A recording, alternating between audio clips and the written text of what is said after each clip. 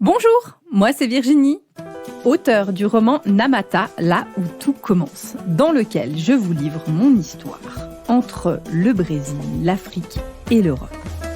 Initiée dans une tradition afro-brésilienne depuis plus de 10 ans, je suis aujourd'hui accompagnatrice spirituelle multiculturelle. J'invite chacun et chacune à initier son pèlerinage intérieur pour trouver sa propre foi. Dans ce podcast, on parle religion, spiritualité sans langue de bois, sans tabou et dans le respect indispensable des croyances de chacun. Bienvenue à vous sur ce podcast. Cette semaine, on va continuer notre voyage au cœur du vaudou et plus spécifiquement comment il a essaimé. Il s'est ensemencé à travers l'Amérique. Dans l'épisode précédent, je vous expliquais, je vous racontais que le vaudou était donc une spiritualité, notamment du golfe du Bénin, Togo, une partie de l'Angola et une partie donc de l'Afrique de l'Ouest avec différentes ethnies, avec différents dialectes, et dont notamment beaucoup de l'ethnie Yoruba qui ont le culte des orishas. Et donc ça, c'est une ethnie où on sait qu'il y a été malheureusement beaucoup kidnappés et emmenés dans une voie qui partait de Ouidah au Bénin, notamment, il y en avait d'autres aussi, pour partir au Brésil et dans les Caraïbes. Et là, on est d'accord quand il y a cette migration qui se fait, donc des personnes vont être arrachées, volées à leur propre vie.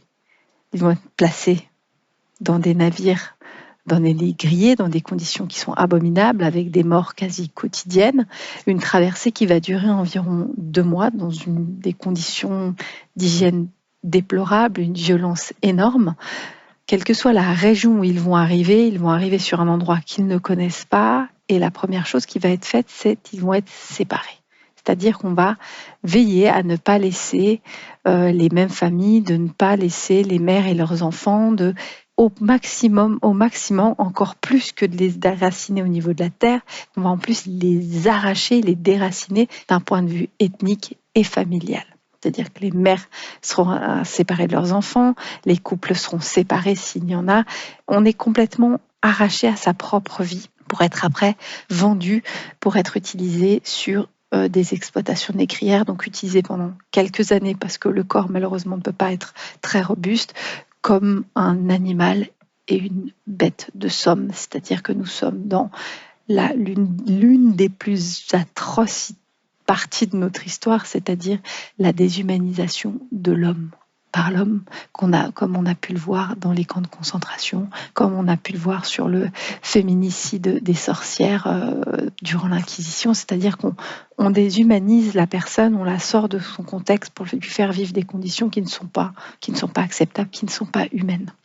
Sur ces exploitations négrières, il y a toujours, globalement, un maître qui a sa maison et un quartier des personnes mises en esclavage. Je ne parle pas là, j'entends bien, je ne parle pas d'esclaves, je parle de personnes mises en esclavage. Personne ne naît esclave. Un être humain ne naît pas esclave. On le force par la violence, par la maltraitance tant physique que psychologique, à être réduit à la condition d'esclavage, avec une muraille qui va être aussi bien mentale que physique. Mais peut-être même que la muraille, elle est encore plus psychologique qu'elle peut l'être physiquement, vu qu'il y aura peut-être des moyens de fuir, mais le fait est qu'il y a cet asservissement qui est mené par la violence. Mais l'être humain, l'homme avec un H, l'être humain, l'humanité, va toujours dans le sens de la vie. C'est-à-dire que réduit dans cette condition d'esclavage, il va chercher les ressources pour pouvoir survivre. Et quand on est face à l'incompréhension, quand on est face à l'horreur, quand on est face à l'incompréhensible, à l'inacceptable, on doit s'orienter vers plus grand que soi. On doit regarder plus grand que soi, on doit regarder quelque chose de plus grand que soi, on doit pouvoir se déposer à plus grand que soi.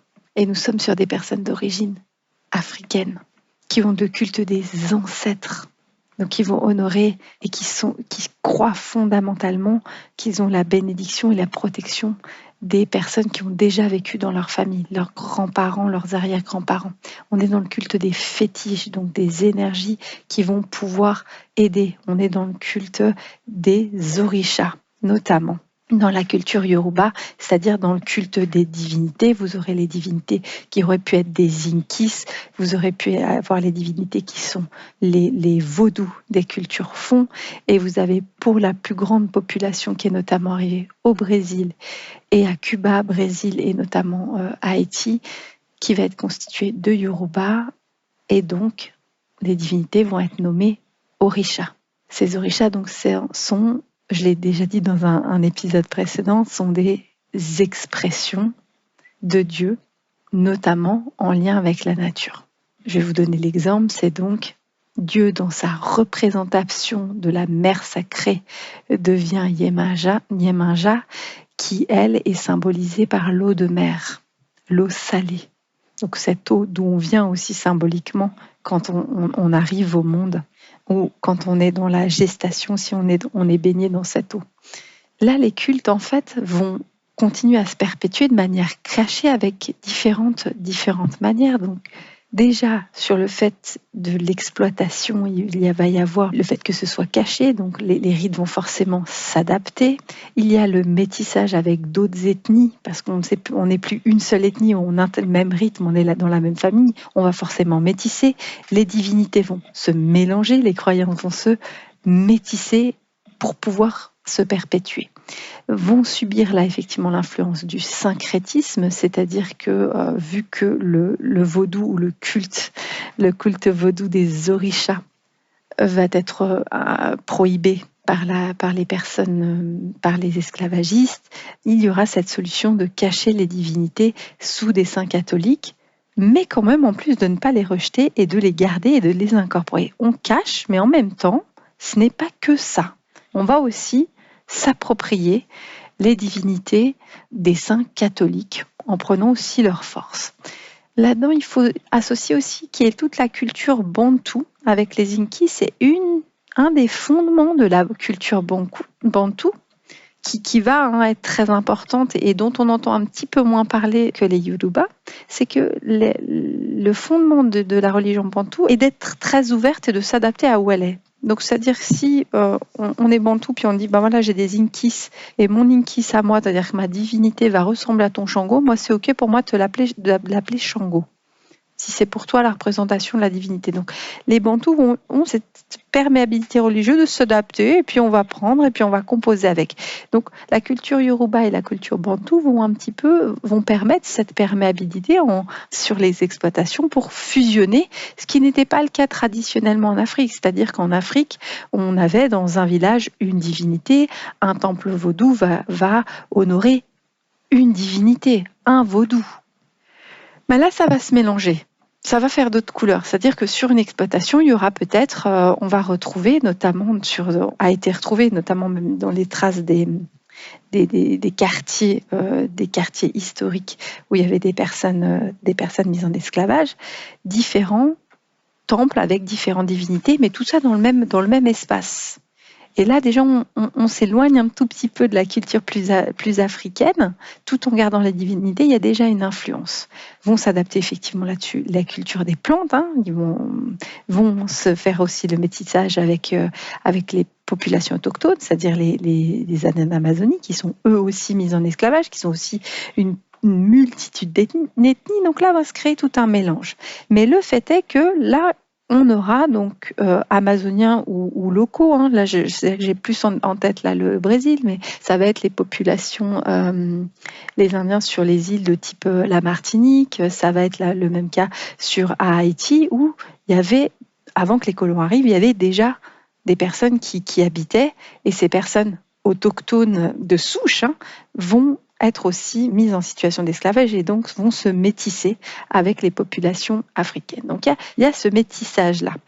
Et en fait, c'est comme ça que, de manière cachée, au Brésil, en Haïti, à Cuba, avec ce qu'on va appeler la Santeria, qui va aussi honorer les orishas, avec le vaudou d'Amérique du Nord, notamment, j'avais déjà parlé par exemple, du Vieux Carré avec Marie Laveau, à la Nouvelle-Orléans, donc qui est justement en plus symboliquement une métisse africaine et avec un père ou une mère française. Marie Laveau habitait à la Nouvelle-Orléans, mais elle parlait français et en parallèle était initiée dans le vaudou.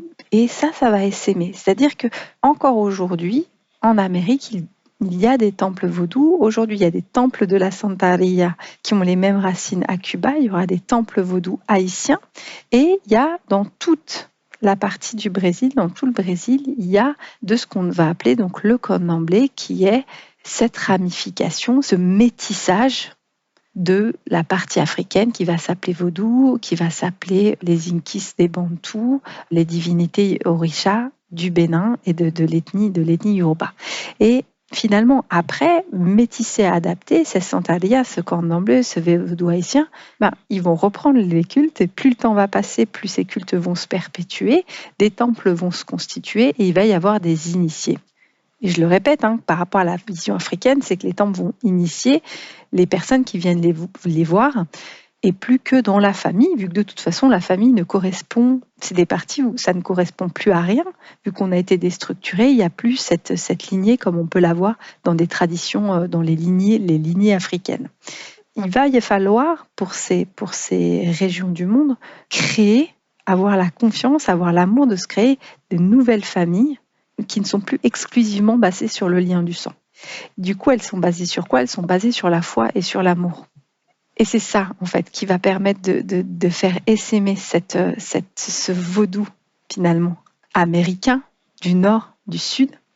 C'est le fait de vouloir survivre. C'est le fait de pouvoir dépasser le fait d'avoir perdu sa famille. Donc, c'est de pouvoir aimer les personnes qui sont autour de nous, au-delà juste des liens purement de l'arbre généalogique de la famille. Alors évidemment, après, avec le temps, il y a des familles qui ont avec les enfants qui vont pouvoir leur reprendre le temple, mais tous les temples de candomblé, d'Umbanda, de Santería vont quand même rester ouverts à des personnes qui peuvent être initiées depuis l'extérieur. Donc c'est comme ça que ça a essaimé, c'est comme ça que ça a germé. C'est l'histoire de ce vaudou profondément résilient. Je vous souhaite en tout cas une belle expérimentation. J'espère que vous avez pu avoir par ce podcast une autre vision, un autre regard. Et j'espère en tout cas qu'il aura cassé des stéréotypes, il aura cassé des clichés sur le simple regard de ce dont je parlais dans le podcast précédent, le vaudou avec ses aiguilles et ses poupées. On est loin de ça. On est dans le lien à la nature. On est dans l'amour, on est dans la résilience. Je vous souhaite de très belles expérimentations. Si vous avez été confronté par ce podcast, n'hésitez pas à m'écrire. Si vous avez apprécié, n'hésitez pas à mettre des petites étoiles suivant la plateforme où vous l'écoutez ou à le partager à des personnes qui seraient intéressées par le sujet. Toute bonne suite à vous et je vous envoie toutes mes bénédictions.